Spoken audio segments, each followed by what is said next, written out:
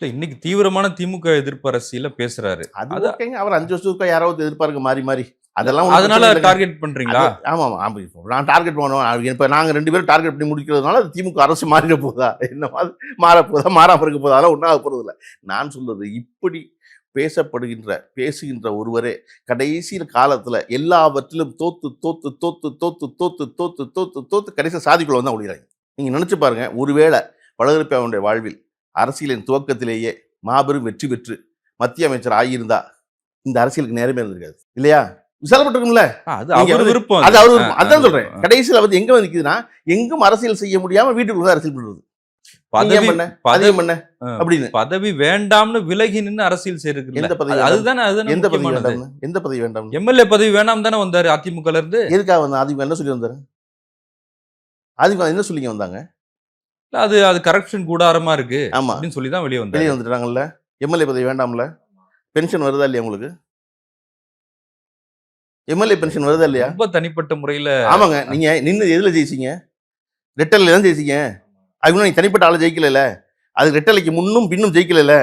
ஆமா இல்ல. முன்னும் பின்னும் ஜெயிக்கல. இல்ல. நின்னு ஜெயிச்சது ரெட்டலையால. ஆமா. ரெட்டலை வந்து ரொம்ப மோசமா இருக்கு. ஆமா. கரப்ஷன் கூடாரம் ஆயிருச்சு. ஆமா. அப்படி சொல்ல வெளிய வந்தீங்க. ஆமா. வெளிய வந்து பதவி எப்போ வந்தீங்க? கடைசி 3 மாசத்துல வந்தீங்க. ஆமா. கரெக்ட்டா? கடைசி 3 மாசம் வந்ததுக்கு அப்புறம் 10 ஆண்டு காலம் ஆயிருச்சு இப்ப. இந்த 10 ஆண்டு காலம் வந்து பென்ஷன் இருக்குல்ல. அது எந்த கட்சியால வந்துச்சு? எந்த கட்சியால வந்துகிட்டு இருக்கு? இல்ல இப்ப வாங்க கூடாதுங்கிறீங்களா? ஆமா. எப்படி கட்சி மாறினா பதவி போகுமோ, அப்படி முதல்ல கட்சி மாறினா இந்த பென்ஷனை முதல்ல கட் பண்ணணும் அவ்வளவு பேருக்கும். நீ கட்சி மாறிட்டல. அந்த சின்னத்துல தானே ஜெயிச்சீங்க எல்லாரும். நீங்க ஏன் பென்ஷன் வாங்கிக்கிறீங்க? ரொம்ப காழ்ப்போட பேசுற மாதிரி இருக்கு. இல்லங்க. அந்த பென்ஷன் எதுக்கு நீங்க நேர்மையின் உச்சம் இல்லங்க. ஏங்க நான் என்னங்க செய்யணும்? நான் எங்க அப்பாட்ட சண்டை போட்டு வந்துட்டேங்க. சரியா? எங்க அப்பா டெபாசிட் போட்டுருந்தாருங்க. டெபாசிட் போட்டு அந்த வட்டி பணத்தை எடுத்துக்கப்பான்னு இருக்காரு பேங்க்ல. எங்க அப்பாவோட சண்டை வந்துருச்சு. சண்டை வந்ததுக்கு அப்புறம் நான் டெபாசிட்டை தொடவே இல்லை அப்படின்னு சொல்லிட்டு மாசம் மாசம் வந்து அதுல வர இன்ட்ரெஸ்ட் எடுத்து சாப்பிட்டுட்டே இருப்பேன் அப்படின்னா அது பேர் கால்ப்பா. நான் நேர்மையை என்ன செய்யணும்? அப்பா இவங்க உனக்கு இன்னும் சரியாகல. நீங்க ரொம்ப மோசம் நான் சொல்றேன். எனக்கு வந்து நீங்க எனக்கு கொடுத்தீங்க ஒரு பணம். அது வேண்டாம் எனக்கு. அப்படி கொடுத்துடணும்ல. இந்த நாட்டில் அரசு ஊழியர்களுக்கும் பொது வேலை பார்ப்பவர்களுக்கும் பென்ஷன் பணத்தை கொடுக்க முடியாம அரசாங்கம் தள்ளாடுது. கொடுக்கணும்னு எல்லாரும் விரும்புகிறோம் இல்லையா? எம்எல்ஏவா இருந்து அதுக்கப்புறம் அந்த கட்சிக்கு எதிராக பேசி வெளியே வந்த ஆளுக்கு எதுக்கு பென்ஷன் வாங்க? நேர்மையின் உச்சம் என்ன சொல்ல இங்கே வாங்க உங்களால் பெற்ற எந்த நாளும் எனக்கு வேண்டாம்.